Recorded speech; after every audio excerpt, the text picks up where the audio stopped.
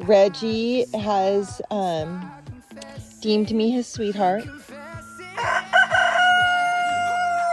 He has escaped from the bachelor area that I put him in yesterday, and he has found me, and he's trying to find me treats. Yesterday, he flew up onto my shoulder. He's done this a few times now. Some people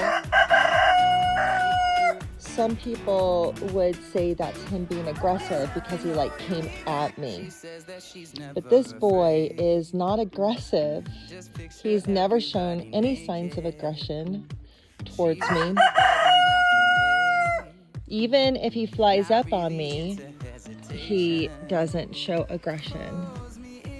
I just don't see it as that. I'm going to come down low.